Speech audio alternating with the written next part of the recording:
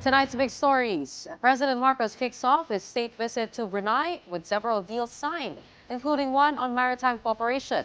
Unlike previous send-offs, though, his usual designated caretaker, Vice President Sara Duterte, was not around. And the Philippine Navy reports that some 122 Chinese vessels were spotted around West Philippine Sea, features just as China implements a fishing ban in the disputed waters. We'll get the latest on that straight from Commodore Jay Tarriela, spokesperson of the National Task Force for the West Philippine Sea. And an update on Alas Pilipinas' semifinals match against Kazakhstan in the 2024 AVC Challenge Cup later on. Welcome to the show. I'm Gretchen Ho. I'm Pauline Verzosa. And I'm Sean Yao. We begin tonight with an update on Typhoon Aghon. According to Pag-asa's latest bulletin, Aghon is still inside the Philippine area of responsibility. It was last spotted 535 kilometers east of Basco, Batanes, packing winds of up to 130 kilometers per hour and gusts of up to 160 kph. Typhoon Aghon is forecasted to move generally northeastward over the Philippine Sea and is seen to exit the Philippine area of responsibility by tomorrow afternoon. There are no wind signals in effect as of this time, and Pag-asa says Aghon is unlikely to bring significant amount of rainfall in the coming days. The death toll from Bagyong Aghon has now climbed to 6, and the OCD, or Office of Civil Defense, reports that one of these deaths was recorded in northern Mindanao. 5 are from the Bicol region, but these are still up for validation. We continue to await the official tally from the NDRRMC on the number of casualties, as we also reported last night that there are other deaths that were recorded in other areas. The number of families affected by Aghon has also climbed to over 12,400. Over 4,000 of them are staying in evacuation centers. The typhoon also caused infrastructure damage in affected regions. 22 houses, 38 roads, and at least 1 bridge were damaged by Aghon. At least 36 towns and cities in affected regions have no electricity, while classes remain suspended in over 100 towns and cities. Meanwhile, President Marcos is now in Brunei for a 2-day state visit. Before leaving the country earlier today, the president acknowledged Brunei as, quote, an important partner when it comes to defense cooperation. The president also issued orders regarding relief response to victims of Typhoon Aghon.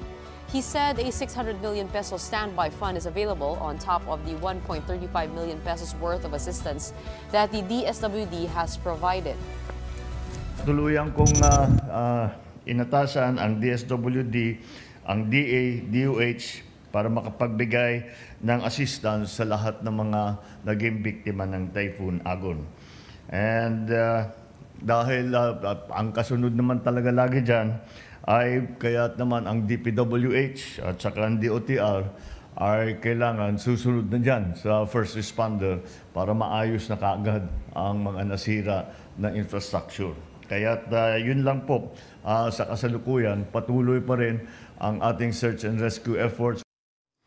This was actually quite a nostalgic trip for the president because apparently 40 years ago, he was with his father, President Marcos Sr., in a state visit to Brunei. And actually, the Brunei Sultan, I think two generations of them, they do have quite a lot of business interests here in the Philippines. And you're right, it is parang family friend na nila yung mga bulkiya ng Brunei Darussalam. So it's sort of, I think, kumbaga, it is an official visit, but it would be also a lot more casual because of magkaibigan yung dalawa. Pupunta nga dito yung mga taga Brunei, no? Lagi sila nandito. And they've also assisted us nung oil crisis, I believe, in 1970s. Pati nung COVID, nagbigay sila ng ayuda sa atin. But for this time, it was actually different, Sean and Pawi. Kasi syempre lahat ng tao inaabangan, di ba? Kung nandun ba sa goodbye. Remember nung Vietnam trip, ni PBBM tsaka ni First Lady, yun yung naka-pink na dress si First Lady, tapos na-snub nung beso. So everyone's waiting for another moment like that, but unfortunately, it did not happen kasi absent ang vice-presidente. Baka ayaw niya na inaabangan yung gano'n, na kung magpapansinan sila o hindi. But she wasn't there during the goodbye ceremonies or departure ceremonies. And napansin din nung iba, parang wala daw official announcement na ng caretaker. Eh, normally si E.S. Bersamin at saka si VP Duterte yung nagiging caretakers pag wala yung presidente. So, Ito, official matters naman. Tama na muna, chismis. Let's get more updates on President Marcos's Brunei visit. Joining us is News 5's Jenny Dongon, reporting to us live. Hi, Jenny. We heard sobrang jam-packed na schedule ni PBBM dyan sa Brunei. Talk us through his itinerary for this trip. Yes, Sean, mainit ngang tinanggap na ni Sultan Haji Hassan al-Bolkiah si Pangulong Bongbong Marcos kasama nga niya na pumunta dito sa Brunei Darussalam si First Lady Liza Marcos at ilan niyang gabinete at ilan nga o marami siyang mga memorandum of understanding na pinirmahan at alas 10 nga kaninang umaga nang dumating dito sa Bandar Seri Begawan International Airport si Pangulong Bongbong Marcos at sinalubong siya ni Brunei Haji Hassan al-Bolkiah at pagkatapos nga noon ay tuloy-tuloy na yung kanyang naging activities. Una na dyan yung bilateral meeting ni Pangulong Marcos kay Sultan Haji Bolkiah at personal din inimiktahan ni Bolkiah si Pangulong Bongbong Marcos. Kaugnay na rin ito sa 40th diplomatic relations ng Pilipinas at nito nga Brunei. Kasama nga sa mga napag-usapan yung economic at maritime cooperation ng dalawang bansa. Isa pang highlight ngayong araw yung mga napirmahang memorandum of understanding sa sektor ng turismo at agrikultura. Sabi nga mismo ni Pangulong Bongbong Marcos, bagamat maliit ito, Sean, itong bansang Brunei, nasa mahigit 500,000 lamang yung populasyon dito. Malaking bagay din na pagtuunan yung sektor ng turismo dahil nga nung babalikan natin yung 2023 ay nasa 6,000, mahigit 6,000 lang yung mga turista mula dito sa Brunei ang nagtungo doon dyan sa Pilipinas. Kaya isa nga doon sa kanila pagkasunduan dito sa MOU ay bigyan or tutukan pa yung sektor ng tourism na maging mas Muslim-friendly doon sa mga manggagaling dito sa Brunei patungo nga dyan sa Pilipinas. At kanina nga, Sean, bandang alas 4 ng hapon ay nakipag-usap din ito si Pangulong Bongbong Marcos sa Filipino community dito nga sa Brunei na nasa 25,000 yung number nila dito at majority sa kanila ay mga highly skilled professionals. At dito nga ibinida ni Pangulong Bongbong Marcos yung gumagandang ekonomiya ng Pilipinas at sabi niya nga someday sana ay bumalik na sa Pilipinas itong ating mga kababayan at doon mag-invest ng kahit kaunting negosyo lamang para naman hindi sila mawalay doon sa kanilang pamilya. Bagamat itong Brunei ay nasa 2 hours lamang yung layo mula dyan sa Pilipinas. Sean. Jenny, gaya nga ng nasabi mo, isa sa mga naging sentro ng usapin ay itong maritime cooperation with Brunei. Ano ba ang ating aasahan dito sa cooperation na ito? Meron bang mga joint drills? Meron bang promised na mga equipment na ibibigay sa atin? Can you tell us more about that?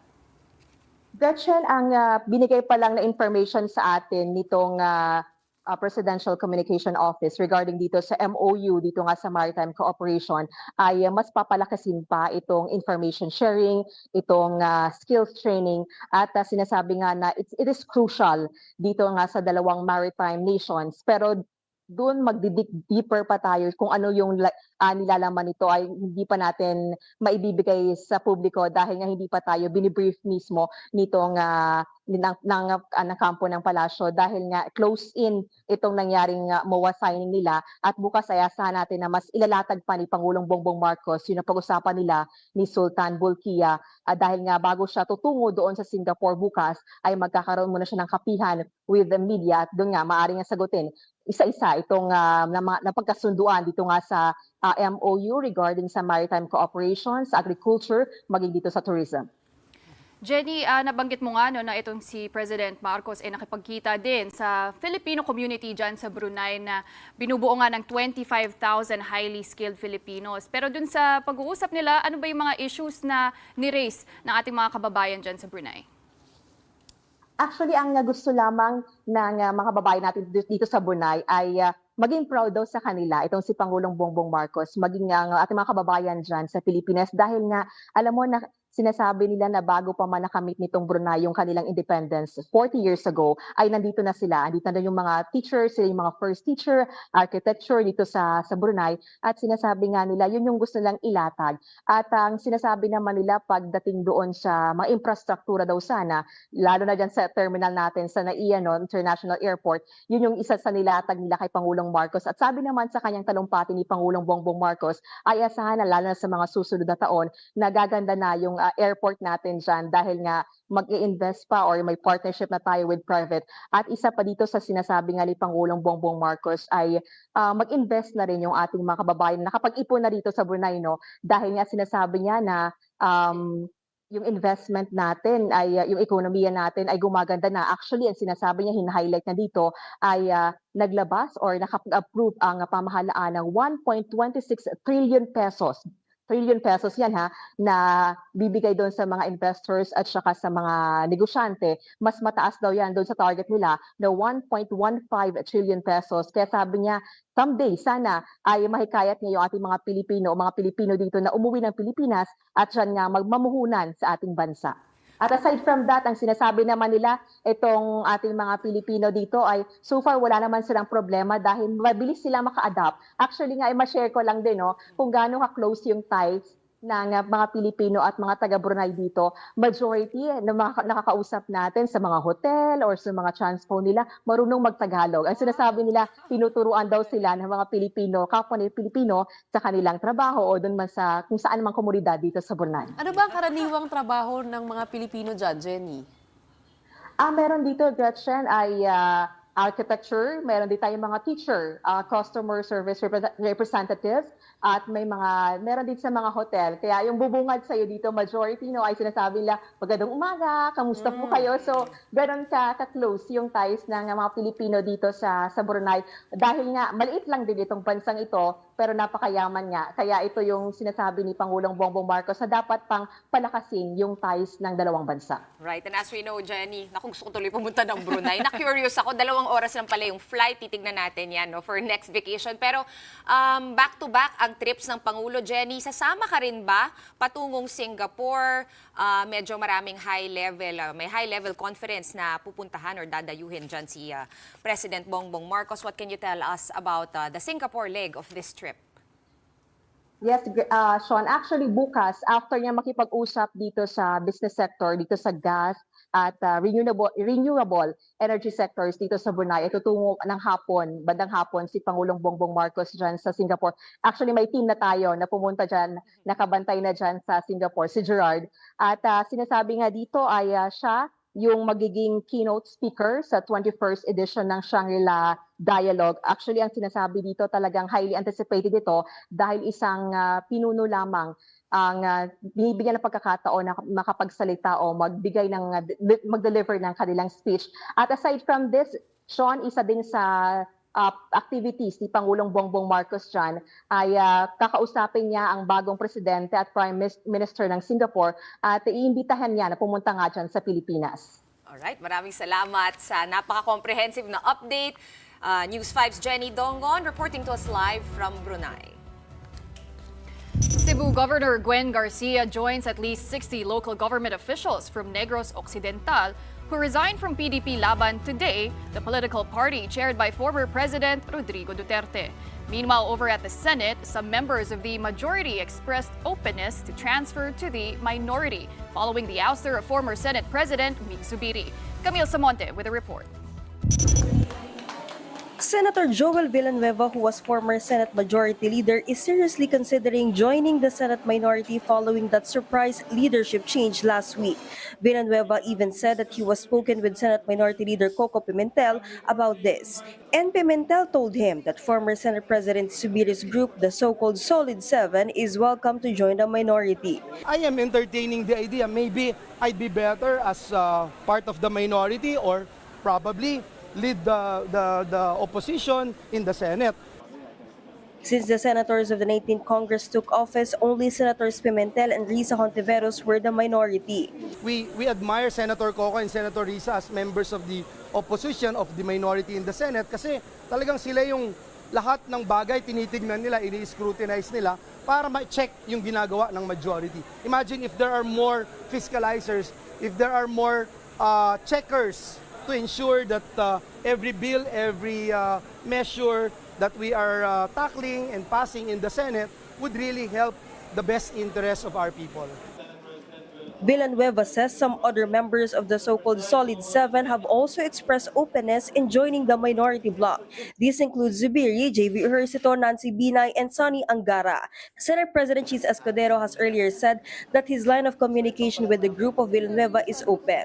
But for Villanueva, they first have to calm their emotions while the session is on break. So lahat po yan, buo yung options.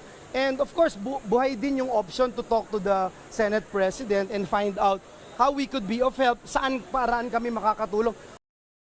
Senator Ejercito shares the same view. He believes that eventually the new leadership has to talk to the Solid Seven, but only after emotions have cooled off and after they have decided which direction to take moving forward. Senate President Escudero noted though that his and Zubir's camps are not rivals. Hindi ko naman sila iniiwasan. Wala ako nakikitang rason para hindi kami maging maayos ang relasyon. Bagaman magkaiba ang pananaw namin sa ilang mga bagay. Meanwhile, 60 local government officials from Negros Occidental have resigned as members of PDP, the former ruling party. According to its provincial chairman, Mayor Alfredo Benitez, the officials tendered their mass resignation from the political party on Saturday. Speaking about this resignation, Benitez said, and I quote, "As PDP members, we were not even invited to gatherings and meetings. What do you expect? It's not as if we did not heed their call." End of quote. But it's not just them. Cebu Governor Eddie Garcia also resigned from the political party, citing political differences and irreconcilable conflict with other members. Garcia submitted her resignation letter to PDP Laban's President, Palawan Representative Jose Alvarez. For News 5, Camille Samonte, we are One News. Alright. I guess, no, midterm sa next year. So, politika pa rin tayo. Makati Mayor Abby Binay has joined the National People's Coalition or NPC, causing many to wonder if this is her signaling a potential Senate candidacy next year. The Makati Mayor took her oath at the NPC clubhouse in Quezon City today. NPC party members said she is one of the candidates that they are considering for next year's midterm elections senatorial slate. Back in January, Mayor Binay said that running for Taguig City Mayor is also an option. Makati and Taguig have been embroiled in a land dispute over the jurisdiction of Embo barangays. Mayor Abby's sister, sitting Senator Nancy Binay, is on her second and last term as senator and is considering running for Makati Mayor next year. Up next, Chinese vessels continue to swarm features in the West Philippine Sea amid its unilateral fishing ban, which the Philippines is protesting. That and more when the big story returns. Keep it here.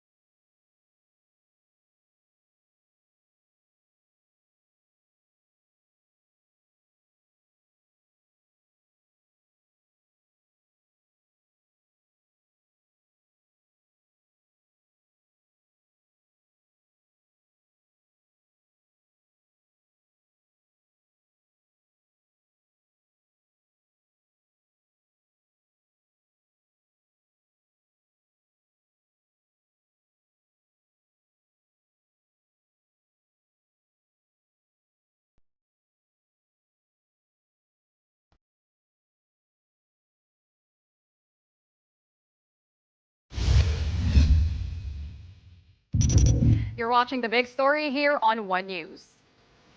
The Philippine Navy monitors 122 Chinese vessels in the West Philippine Sea just as China's fishing ban in the disputed waters takes effect. According to Navy spokesperson for the West Philippine Sea, Roy Vincent Trinidad, these vessels were spotted in at least 8 West Philippine Sea features from May 21 to 27. Still, Trinidad noted that the Navy does not recognize China's fishing ban, describing it as provocative. Defense Secretary Gibo Teodoro also protested China's move, saying that it violates international law and undermines the Philippines' sovereignty.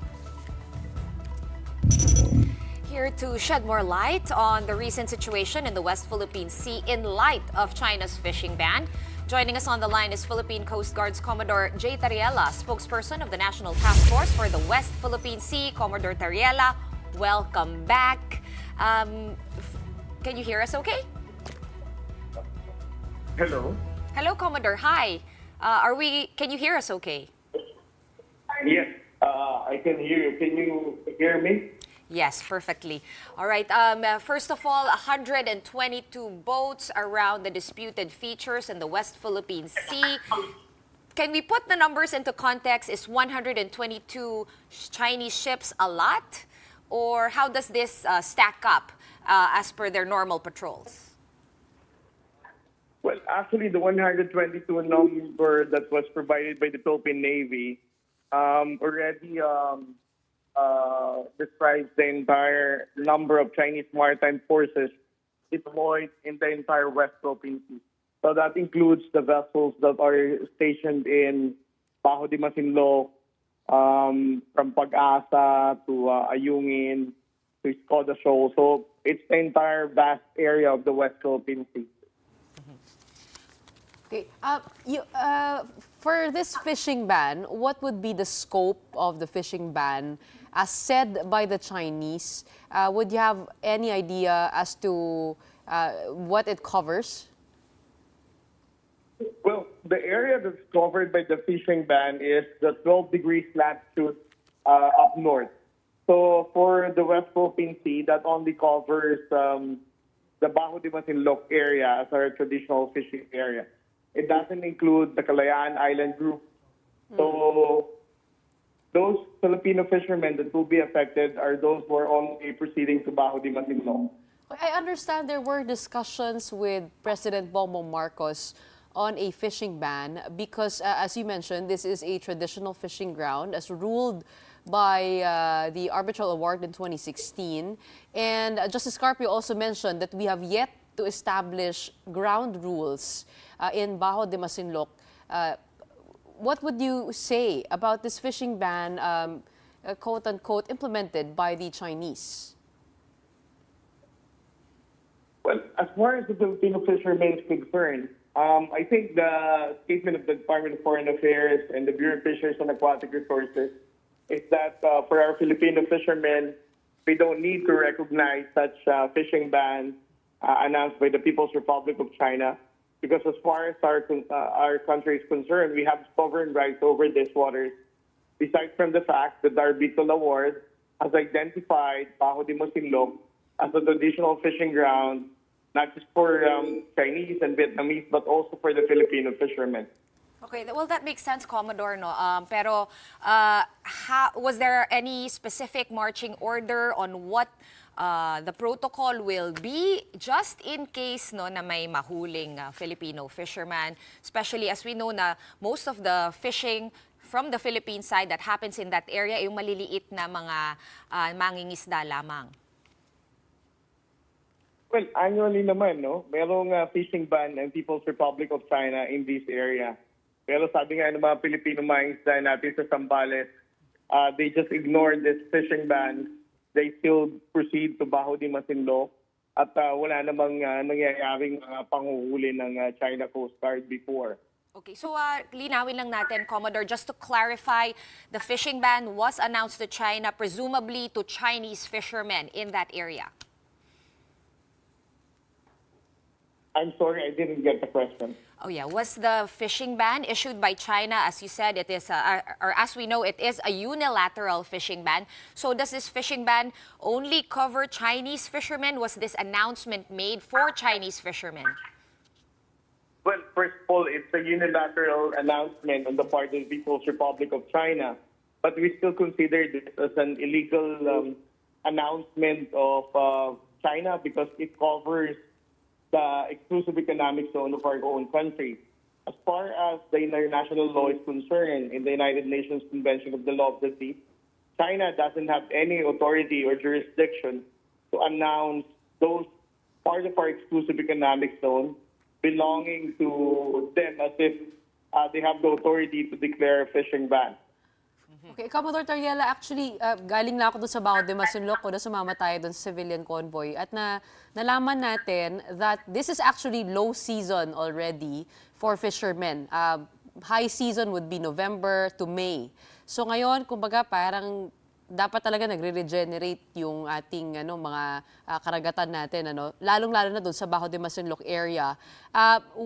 Wouldn't this fishing ban make sense? Also, the president said that they had reached the point of having coordination on fishing activities despite the unilateral imposition of a fishing ban. Meron na daw coordination with China when there's a fishing ban, so there won't be a sudden fishing ban. Hindi po ba parang nagkakaroon ng usapin tungkol dito na dialogue of what would be best to be able to protect the resources in the area?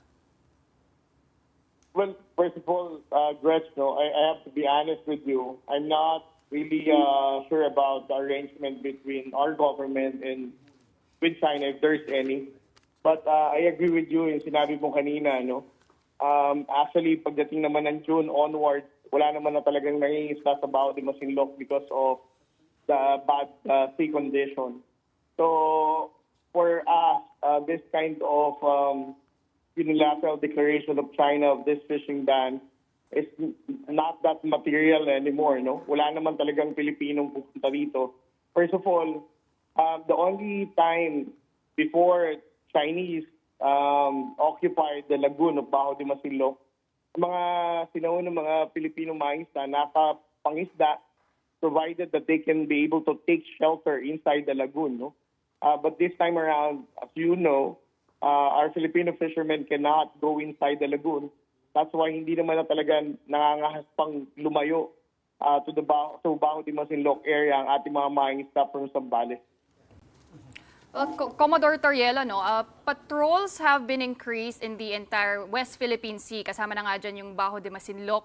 And na-heighten pa ito after Defense Secretary Guibot Teodoro said na kasama rin yung AFP dito sa implementation ng Comprehensive Archipelagic Defense Concept. But Commodore, what does this entail and ano yung mga challenges na ina-anticipate ng PCG in fulfilling this mandate? Well, mag-focus lang muna tayo sa Baho de Masinloc. At least for you to have an appreciation of how we see Baho de Masinloc with respect to the fishing ban announced by China. Right now, there's only 9 Chinese maritime militia and 2 Chinese Coast Guard vessels that we are monitoring in Baho de Masinloc. Alam ni Ms. Gretchen yan before they reach as many as 11 Chinese Coast Guard vessels and more than 30 Chinese maritime militia. But this time around, since the last atin ito convoy, nagbawas na sila ng Chinese Coast Guard and even Chinese maritime militia. It just goes to show na hindi naman talaga nag-i-intensify ang presence ng China in Baho de Masinloc in the past days, considering the fact that less than 4 the average of Chinese Coast Guard vessels that are deployed there. Ngayon, 2 na lang. And the Chinese maritime militia that are staying in Baho de Masinloc is only left to 9 now. So, ibig sabihin, it is not correct for us to assume that with respect to the fishing ban and, of course, the announcement of Secretary Guibot, China is intensifying their maritime forces with respect to Baho de Masinloc. Okay. As he said, mas kaunting number ng vessels ang meron sila ngayon in Baho de Masinloc. Okay, Eddie, ito na lang, Commodore, no, since nandito ka na rin. Pwede ba namin matanong kung ano yung plano for June 15? June 15, of course, is yung sinasabing kung kailan daw magsisimula ang China na mag-arrest ng mga trespassers, quote-unquote, dyan sa disputed waters. Have we been preparing for June 15 or is it all status quo as well for now? Well, first of all, no, I would like to respond without saying the operational details, no, that we have already planned out for the Philippine Coast Guard and the Armed Forces of the Philippines in anticipating itong bagong regulation ng China Coast Guard should they really implement this new regulation of detaining those so-called trespassers within their maritime jurisdiction. No? But for us, we think that this kind of new regulation is just an empty threat for the Chinese government. You have to take note na this was mentioned on the day that Ms. Rafaela David has also declared that they had the mission accomplished for the Atin ito convoy. No? We believe that this new regulation of the Chinese Coast Guard only intends to discourage civil society here in the Philippines and other Southeast Asian countries not to follow the same path that Ms. Rafaela David did with this Atin ito convoy. So we think that this regulation is not just only intended for the Filipinos to be threatened and to no longer have this kind of convoy. Try to imagine, no, when Atin ito convoy did their sail to Bajo de Masinloc, the Chinese Coast Guard even have to deploy 10 China Coast Guard vessels and numerous number of Chinese maritime militia. What if more Rafaela David or more Atin ito convoy will be launched in different parts of Southeast Asia? This will really create a very big problem for China. That's why they need to come up with a new regulation that will discourage this kind of movement within Southeast Asia. Commodore, itatanong ko lang, hahabol ko lang, because there have been reports of the presence of Vietnamese fishermen that our fishermen have had to deal with. Can you tell us more about that? Saan ba sila na-locate? Is it around Bajo de Masinloc, the traditional fishing ground there? Or were they in other parts? And how big are the vessels? Well, Ms. Gretz, no, you've been in Pag-asa, you have been in Bajo de Masinloc. It's very difficult na sabihin talagang there are numerous number of Vietnamese fishermen as claimed by our Filipino fishermen. No? But I think the issue here is that maling sabihin na we should not just focus on China, but we should also focus on Vietnam. Kasi we are also doing our law enforcement naman with respect to the Vietnamese fishing vessel. As a matter of fact, every time that the Philippine Coast Guard vessel would pass through Vietnamese vessel, we also ask them to leave our exclusive economic zone and warn them that they're not supposed to be engaged in fishing within our own exclusive economic zone. The difference is that for the Vietnamese fishermen, the moment that they saw a Philippine Coast Guard vessel, they're going to leave the area and, respect our law enforcement jurisdiction. With respect to the Chinese fishermen, they are doing a different response. Kapag hinabol natin ang Chinese fishermen or the Chinese maritime militia, you can expect that the Chinese Coast Guard will once again rescue them and pretend na sila ang may jurisdiction over these waters.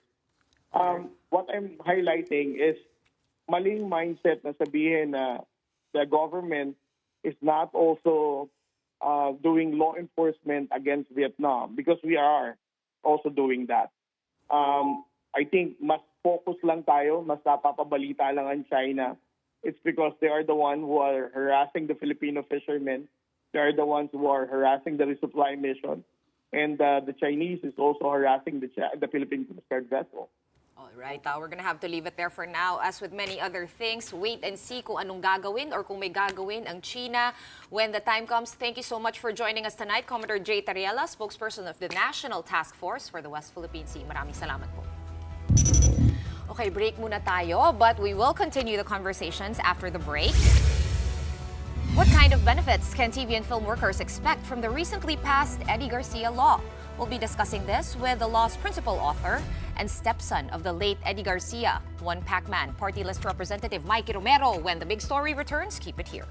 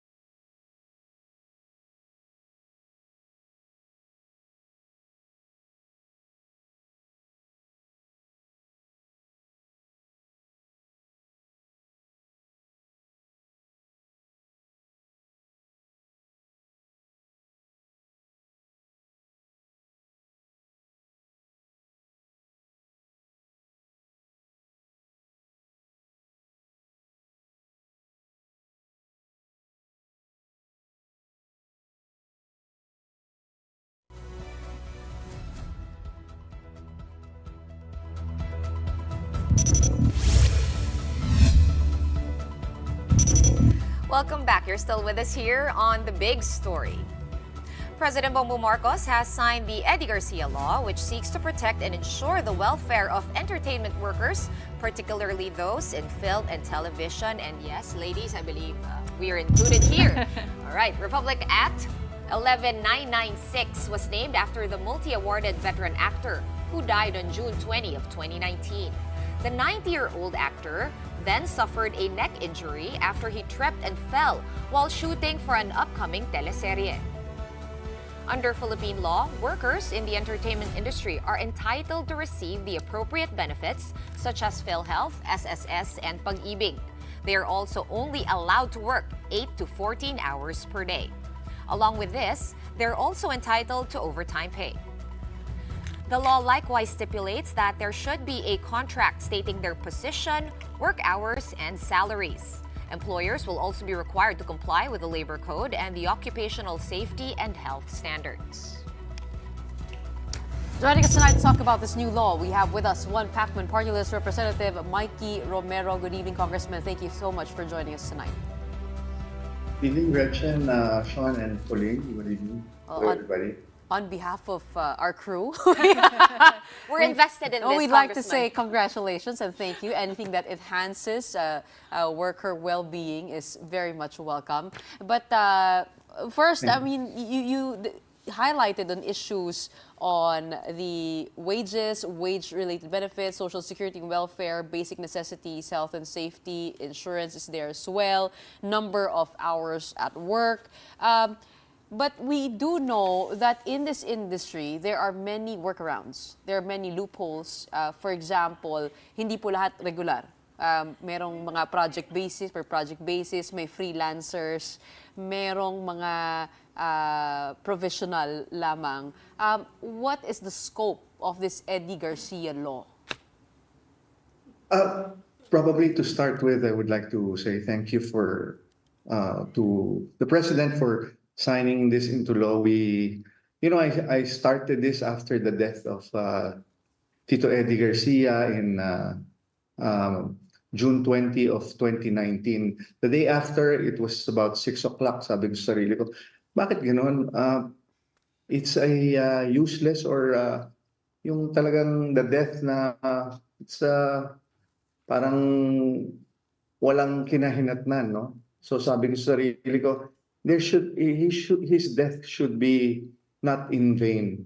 So I started to think and sabi ko, siguro ang gusto sabihin ni Tito Eddie dito is that in his death, he has to protect the welfare of the whole industry. So I started jotting down and I started the occupational safety and health of the film, movie, and TV industry. So I filed it and started to call it Eddie Garcia. Kagandahan, everyone jumped into it, which is good, no? Because a law is made by many lawmakers. So after that, the film industry went inside. Ang katakot-takot na debate. It started in the 18th Congress and now, yesterday, May 27, Eddie Garcia's death is not in vain anymore. All right, but to ask again, Kong Mikee, yung tinatanong ni Gretchen kanina, does this apply to yung mga talent lang na tinatawag, yung mga hindi regular na employees? So does it mean everyone who's working on a production, no matter what it is entitled to benefits, overtime, etc.? And how are we planning to enforce this? Yes, whether permanent, because this industry doesn't have any permanency, no? So everyone is entitled to this Republic Act 119996. So lahat yan, no? Pati stuntman, pati extra, pati workers, whether one day lang sila or during the whole duration of the movie or TV, covered sila, no? It just depends on the contracts between the production and the talent. So everything revolves around, because it stipulates here very clearly in section 6 and 7 that the employer should execute an agreement with the employee. So kailangan magkaroon sila ng kontrata, no? So this law now states that everyone, including extras, should have a contract with whoever is producing or whoever hired them. So there must be a contract first. Let's make that very clear, Kong Mikee. Bago mag-enter, kahit one day lang, kahit 2 hours kayo lang kailangan, dapat may kontrata between the production at saka yung talent na tinatawag. This law states that kung walang kontrata, you are not covered. So kailangan talaga it originates from a contract. Okay. You have to ask for it. Mandatory na ngayon. Kong Mikee, I just wanted to ask, can you share any insights doon sa collaboration or consultation process with the industry stakeholders, and what steps will be taken to educate them about this Eddie Garcia law, syempre the implementation? What can we do or what can everyone do in order for everyone to be knowledgeable about this? May magandang section dito, section 23. There is now a creation of a movie and television industry tripartite council, which shall be comprised of representatives from the government, employees, and workers. So continuing to, it will be a continuing cycle wherein you change the policy or fix the policy or amend the policy. So tuloy-tuloy to, no? But this is a law, This is a law. So the IRR provisions of this law or yung implementing rules and regulation would be implemented naman by the Department of Labor and Employment. So within the next 6 months, kailangan nilang makagawa naman ng IRR kung paano i-interpretin itong batas na to. Okay, so kumbaga kung Mikey, kung may problema, sa dole pa rin ang bagsak. But yun nga yung itatanong ko sa iyo you know, we do have a lot of good legislation already. Hindi lamang no dito sa specific sector na ito, in general, right? But there's always that gap between good legislation and actual enforcement on the ground. I know wala pang IRR na nadadraft, but are you also part of the process, and how do we ensure na magkakaroon ng accountability and proper channels para kung may hindi nagko-comply, makakapagsumbong yung mga affected? Mabigat na yung penalties dito ngayon. Unlike before, there was zero penalty. Now, the first offense, according to Section 24, is 100,000, 100,000. The second offense is 200,000, and the third offense is already 500,000. So, mabigat na for the producers or for whoever hired you na mapatawan ng mga penalties na ganito. So, these are to aid the implementation of this law. Okay, Kong, just to clear it out, is this retroactive, meaning do existing contracts have to be amended to comply with this law? And what are we entitled to? For example, nakita ko po dito insurance, pero hindi po lahat ng employed in media companies get insurance. Do their contracts need to be amended to comply with the law? How would this apply? Yes, the law is always, hindi siya pwede maging retroact, no? It should be from the day onward, no? In Section 12, it says that it should be a mandatory already that the employee would get SSS Pag-ibig and PhilHealth. So those are the benefits na itatapon na ilalagay natin dito sa mga employees or sa mga workers na ngayon. Hindi po ba sa regular lang po yan? Hindi, pati they can, kunyari, yung SSS of PhilHealth, during the number of days that they work, doon lang natin i-compute yung kanilang benefits. But they should be, parang po-prorate na lang kung... benefits. Prorated. Prorated. Even the insurance, di ba? Marami pa ako itatanong Oo nga, pero ganito na lang, no, kung wala na tayong oras. Pero pwede ka ba naming imbitahan ulit pag lumabas na yung mga IRR para mapag-usapan natin ulit ito? Yes, no. Ang kagandahan din dito, lastly, no, 8 hours na lang kasi yan yung nireklamo sa akin ni Tito Eddie nung dati. Sabi niya, 3 days na akong naghihintay, wala pa akong shoot. So, and then others din ganyan. So ngayon, it is just 8 hours. And then in between shootings or in between takes, kailangan may 10-hour kayong pahinga. So yan ang kagandahan nitong batas na to. Marami tayong naidagdag at marami tayong. These are just the baseline. So tulungan nyo rin kami baguhin or i-amend or lagyan pa ng laman itong batas natin. Actually, Kong, ngayon pa lang, no, before pa na ipasa itong law na ito, meron nang ini-implement sa mga shooting ng mga pelikula na naririnig namin. Nagbabago na, kumbaga, yung kultura at yung tradisyon because nga of what happened to Eddie Garcia, and his death for sure is not in vain. Thank you so much for joining us tonight, One Pacman Party List Representative Mikee Romero. Now let's head on over to sports, where Alas Pilipinas faced off against Kazakhstan in the semifinals of the 2024 AVC Challenge Cup. Trailing 10-21 in the first set, Alas Pilipinas, led by Ara Panique, made a furious rally to cut the deficit at just a single point at 23-24. However, the Kazakhs managed to secure the frame after an emphatic attack by Sana Anarkulova. In the second set, Alas managed to keep in step with Kazakhstan early on, but this time, it was Svetlana Nikolaeva who delivered crucial points to give her team the frame. With momentum on their side, the Kazakhs continued their fine form to take the third set and advance to the finals, where they will face defending champions Vietnam. Alas, meanwhile, will battle Australia for the bronze medal tomorrow. Ay, we're doing so well. We're almost hitting the semis. Yeah, well, congratulations pa rin to our girls. They may have missed the gold medal match, pero they really made everyone proud. Malaking bagay. No? Yes. I mean, To reach matagal this naman far. na ang volleyball na paangat. Yun nga lang, it takes good international performance to say that we have a thriving sport National. industry here. Pero kahit di pa tapos yung cup, no, kahit na umabot na sila doon, I think we can say na talagang leaps and bounds na. Oh, yes. Malaking yung bagay yun. in-improve ng volleyball. Considering the time they had to prepare pa. Correct. Okay, so I'm gonna end the show now habang good news ang pinag-uusapan namin. That's it for the big story and from us three tonight. We are One News, all sides, all the time. Thanks for tuning in and have a good night.